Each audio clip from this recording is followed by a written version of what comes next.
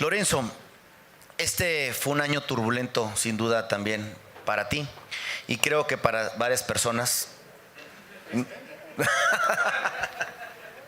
Y creo que varias personas nos hemos preguntado, ¿el Estado de Derecho es suficiente para proteger los principios democráticos y sus instituciones en México? Por favor. Bueno, mil gracias. Déjeme, antes de responder, hacer una pequeñísima glosa a propósito de lo que decían Polo y Pablo. Y es que en nombre de la libertad de expresión estamos viendo unos abusos del poder no menores en nuestro país. Y creo que perdón, volví a la academia, así que el dejo academicista aquí no puede estar ajeno. Déjeme distinguir aquí, para ponerlo como un elemento de análisis y de discusión sobre la mesa, dos dimensiones de la libertad de expresión. La libertad de expresión, en una primera dimensión, es un ejercicio frente al poder, ejercicio de derechos frente al poder. Y por el otro lado, la libertad de expresión, como es algo inherente a todas las personas, también tiene una dimensión de ejercicio desde el poder. Pero son dos cosas completamente distintas y no se pueden equiparar, entre otras cosas, precisamente porque cuando se ejerce la libertad desde el poder, se ejerce con una serie de responsabilidades inherentes al cargo y a la posición de privilegio que dentro de la sociedad tiene la autoridad frente a los gobernados. Y por eso, aunque la libertad de expresión, como toda libertad en un contexto social, tiene ciertas fronteras, ciertos límites, estos límites están reforzados y maximizados cuando se ejercen desde la autoridad. Y no gloso más, no digo más, ahí están los tres elementos que el sistema interamericano ha puesto como condición del ejercicio de la libertad de expresión desde el poder. Y por cierto, ejemplos hay a pasto para decir como en México, bajo el pretendido ejercicio de la libertad de expresión, los tres planos cotidianamente se han vulnerado. La conferencia de prensa mañanera, como se le dice, no me gusta a mí hablar nueva lengua, así que prefiero decir conferencia de prensa matutina. Orwell enseña por qué no hay que hablar como el poderoso quiere que hablemos, ¿no? Es un símbolo de sometimiento y de abuso de la autoridad, by the way, ¿no? Pero bueno, por cierto, ¿no?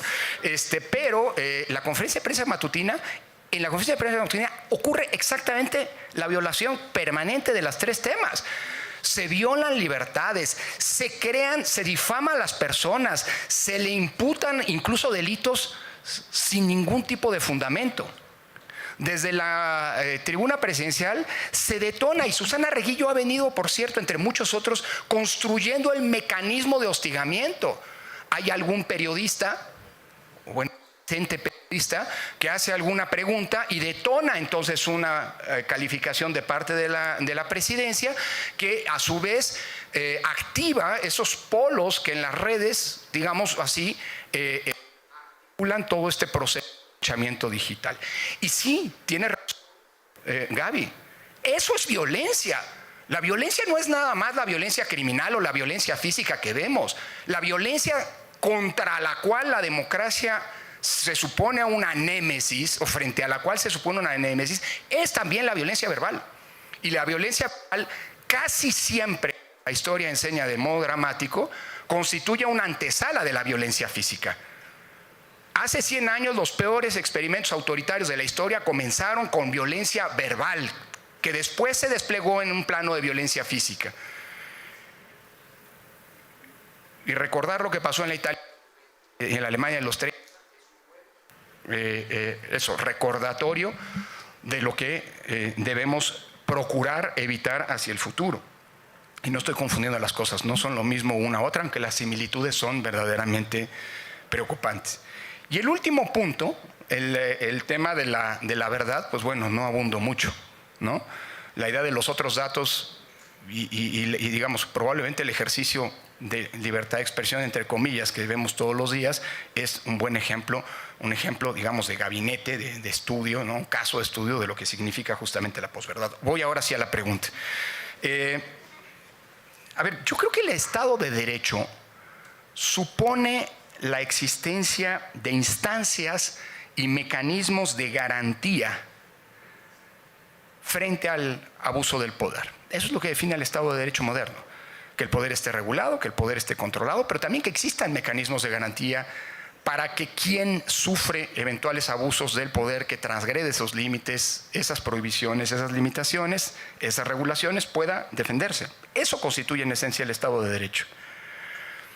Y creo que no basta la existencia de estas garantías y estos procedimientos que afortunadamente en nuestro inacabado, precario proceso de transición a la democracia logramos construir, y estamos viendo hoy como, si se quiere, en el límite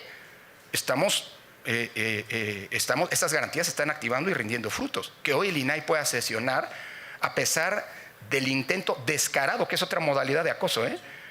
Yo decía la captura, pues la captura también, el impedir a partir de no nombramientos. Por cierto, de ver que hoy en la mañana, hablando de este ejercicio, desde la tribuna presidencial se mandó el mensaje de que no se nombraran a los 2 magistrados que se tienen que nombrar en la sala superior, pero bueno, esa es otra historia, ¿no? Habrá que constatarlo y no quiero caer en la mentira, es lo que me llegó en las redes, y a las redes yo ya aprendí a tenerles una cierta distancia, digamos, ¿no? Pero lo que quiero decir es la cantidad de mentiras que se construyen es preocupante. Dicho lo anterior, hay que ejercer esos mecanismos. Cuando a mí me dicen gracias del INE y qué bueno que hizo, miren, el INE hizo lo que creo que tenía que hacer. Y creo que ejemplos de cómo una autoridad que es condescendiente con el abuso de parte de otra autoridad, lo único que ha provocado es que le pasen encima 2 veces. Y creo que el INE no hizo otra cosa, es que se confrontaron. El INE no hizo otra cosa sino responder a las agresiones del poder a través de los cauces institucionales.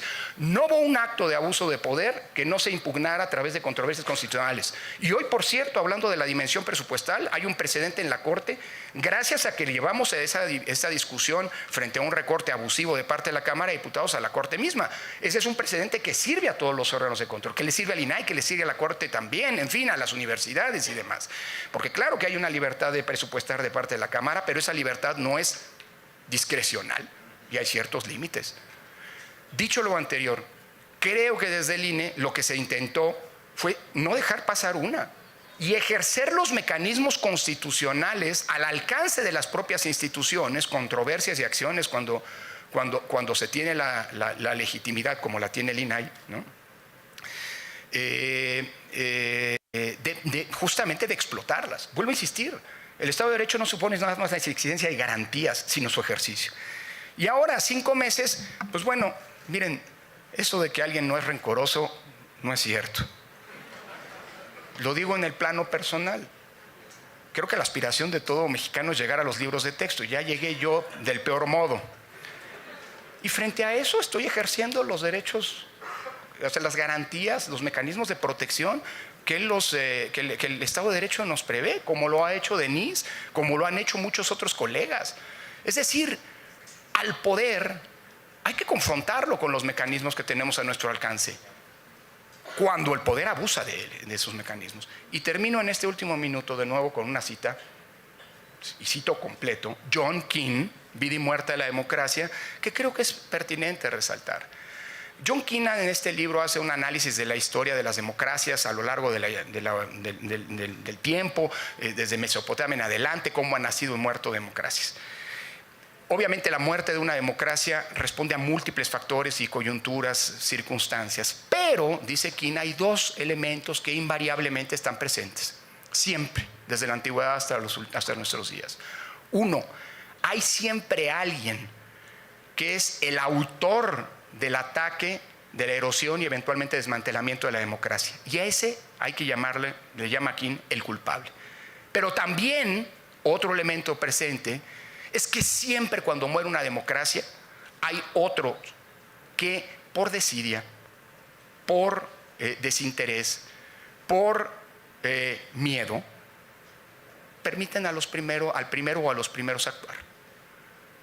Y al final del día son tan responsables, ellos son los responsables de la muerte de la democracia y todos son tan culpables en conjunto como el primero. Es decir, cuando una democracia se agota, cuando un Estado de Derecho se agota, y termino, es porque también la ciudadanía, que es la constructora de la democracia, los derechos siempre se han conquistado, es la que ha conquistado sus derechos frente al poder y los ha exigido, deja de ejercerlos y permite que la democracia se erosione. Y creo que en los tiempos que corren, lo que nos toca como ciudadanos, como funcionarios, es ejercer todos los mecanismos de defensa de la democracia, porque la democracia no está viviendo sus mejores días. Muchas gracias.